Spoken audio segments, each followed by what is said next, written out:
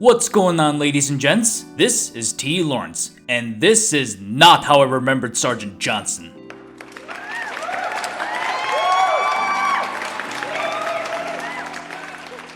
Oh, I know what the ladies like. I hope you guys don't mind the recent streak of gaming news videos. I'm not trying to become a gaming news channel, don't worry. But given all the recent gaming events such as Summer Games Fest and Xbox Showcase, I still wanted to chip in my own thoughts. Furthermore, I have never been so excited for new titles since the year of 2020. Ever since that dreaded year, my enthusiasm for gaming just dropped, as many new titles just didn't give me the same excitement as they used to. And with the cancellation of E3 and many other changes, gaming just didn't feel the same. Now don't get me wrong, there were a few acclaimed titles like Elden Ring, Atomic Heart, and the Resident Evil 4 remake, which did make headlines, along with some other indie scenes like Signalis, which really gained traction. But these few gems were still among an ocean, devoid of any inspiration that really didn't do it for me. Broken launches, boring live services, crapload of microtransactions, even big franchises like Halo and Call of Duty were especially in a huge slump. Halo Infinite was just meh, being more of a tech demo than anything. The Modern Warfare 3 reboot was just a huge disappointment, especially with how they portrayed Makarov. Black Ops 6's story was just mediocre. And Black Ops 7 was just absolutely horrible. Like, is that even Call of Duty at this point? Suffice it to say, it was certainly past the glory days of the 2010s, with legendary titles like Halo Reach, Red Dead Redemption, Dark Souls, the Metro series, and GTA 5, which is still selling millions of copies to this day. And that's one of the reasons why I just retreated to making fan arts for really niche fandoms like Helltaker, which was created by a random Polish dude back in 2020. However, this summer of 2026 finally feels different. And no, it's not just because of GTA 6, or my personal favorite, Halo Campaign Evolved, which for once finally shows potential for the franchise. In fact, this summer revealed a flurry of games that I actually look forward to. And after covering both Halo Campaign Evolved and Modern Warfare 4, I figured I'd dedicate a video to showcasing some other titles that finally piqued my interest as well. Don't get me wrong, I saw a lot of impressive reveals. But I can't possibly cover every single one of them, or else this video would be almost 2 hours long, possibly longer. Now, before we get into the actual games, a little background about Summer Games Fest. In many ways, SGF is the spiritual successor of E3, which was the premier event showcasing prominent video games every summer since 1995, typically held in the LA Convention Center.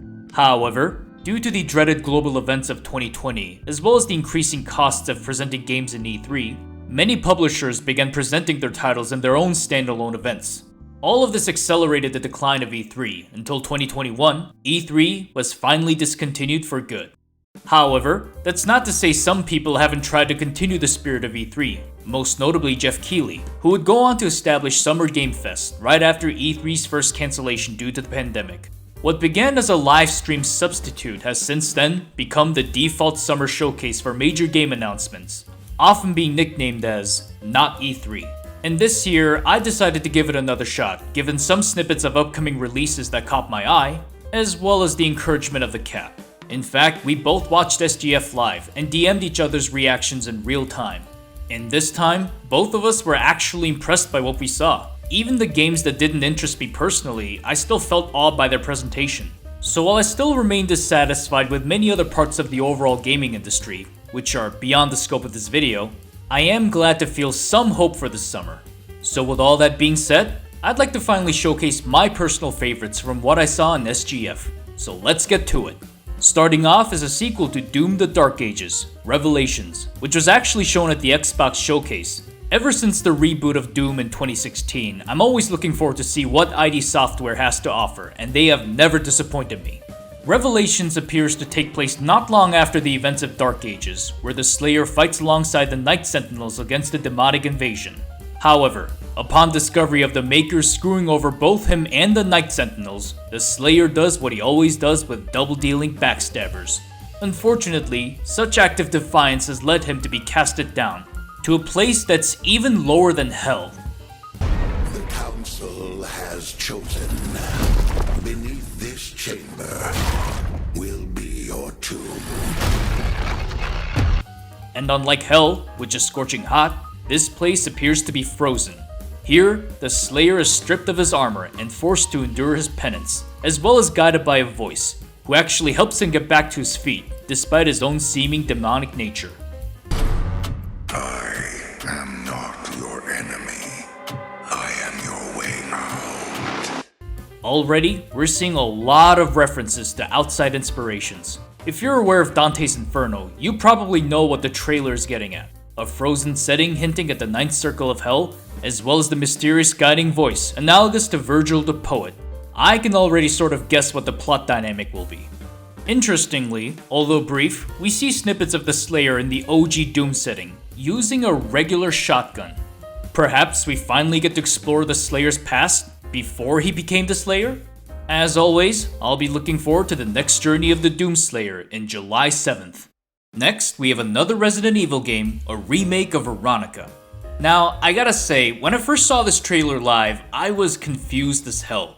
Being greeted with the dark snowy streets of Paris, I initially thought that this was one of those noir detective games. Oui? Qui est-ce? So, you're the American who called earlier. The sister of the man on the third floor. Ah, welcome to Paris. It's so nice to meet you. And for a while, I actually fell for it. That is, until this line. He's made such a mess again. Think, I just cleaned it up a week ago. It's like a boulder rolled through here. Huh? Ah, I see what you did there, Capcom. Until finally, we see a very brief snippet of a gas mask. And that's when I realized. You're a hunk! And the POV in question is that of Claire Redfield. What follows is a montage of different scenes, ranging from a biolab, debris-ridden prison complex, a very familiar red attire, an island, and finally, Hunk's voice. Don't move, Claire Redfield.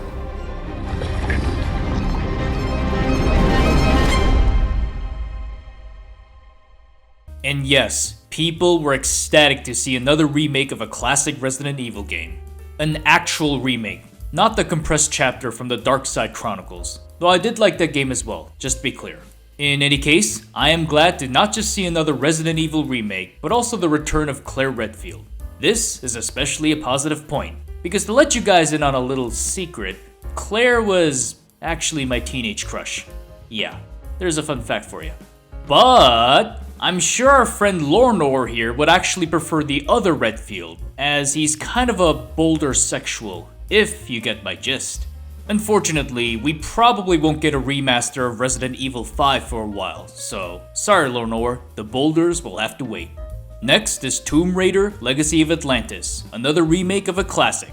Now, this wasn't actually showcased in the main presentation, but it still had a large presence in the overall event, as attendees were able to play the actual game hands-on. Furthermore, they also released the actual game footage of the Velociraptor level not long after the main showcase.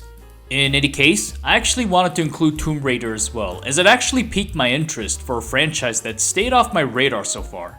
Not that I dislike Tomb Raider or anything, but I wasn't super passionate about these treasure hunting adventure games, which also includes the Uncharted series. That said, the original Tomb Raider from 1996 was actually one of the most revolutionary releases of the time, often considered among the Hall of Fame. For a legendary game that old, a remake was long overdue, much more than Halo Combat Evolved. And given what I've seen from both the trailer and the gameplay footage, I'm actually eager to dive into the Tomb Raider series. If there's one thing I love in a video game, it's great environments. And boy do the jungles and ancient ruins look absolutely beautiful. Even the dinosaurs look fun to fight.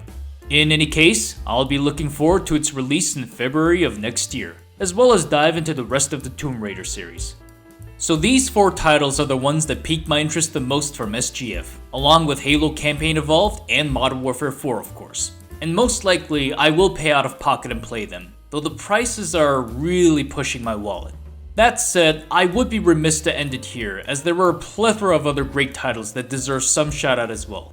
Therefore, we'll do a rapid fire round. Blood Message really caught my eye, as it takes place in the late Tang Dynasty, which was a particularly turbulent time period for ancient China. As someone who loves historical settings in video games, like Ghost of Tsushima and the Assassin's Creed series, It's always a welcome development to put a spotlight on some overlooked parts of history. Next, there's Stranger Than Heaven, a very distant prequel to the Yakuza series, and taking place in the early 1900s of Japan. As an absolute sucker for the Yakuza series, which I also hope to make some videos on by the way, it's another welcome addition. Also, I did not expect Tupac's face to suddenly pop up. I wonder how much Sega paid his estate for this cameo. Next, we have Metro 2039. 7 years since Metro Exodus, we are finally greeted with a new Metro game, taking place 4 years after the events of the previous game. Judging from the mood of the trailer, I have a feeling this title will be a lot darker than the previous ones. In any case, I know Opaga Magnet will be excited as hell to see another Metro title come out. Oh, sorry, I meant Hippopotamus.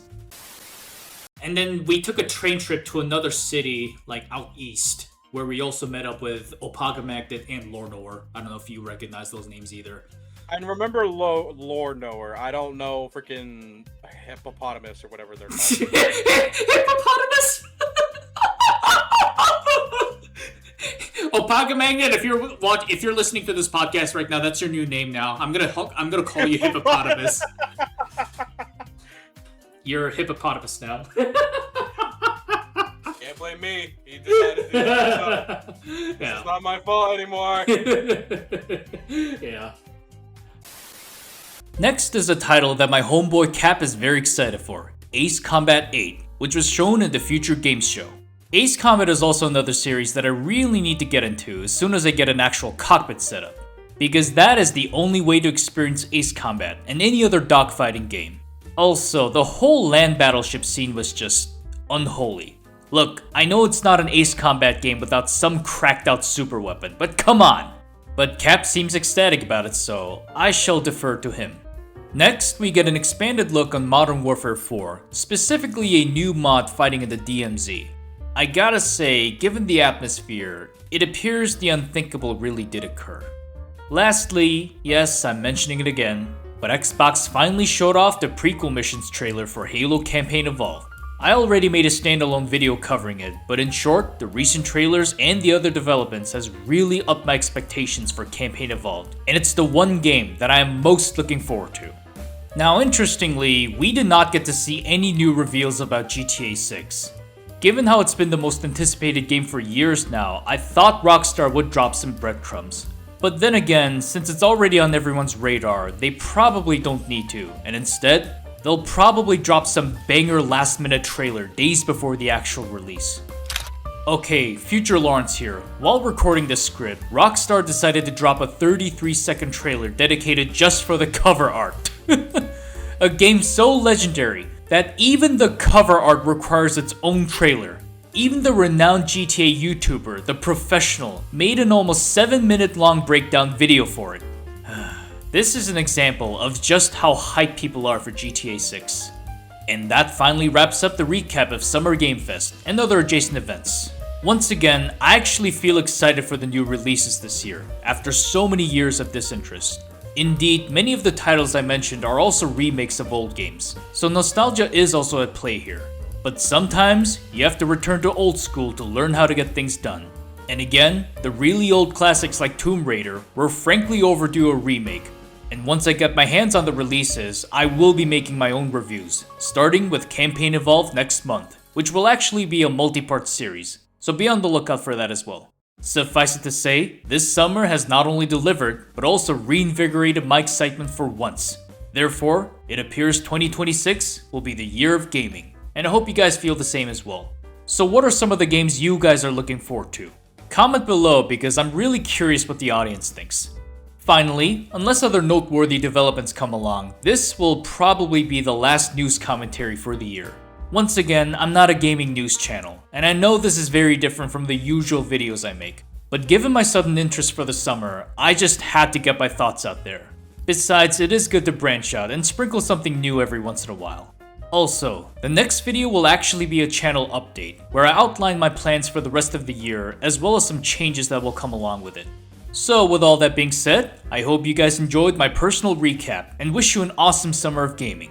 This is T. Lawrence signing out. Happy gaming, everyone.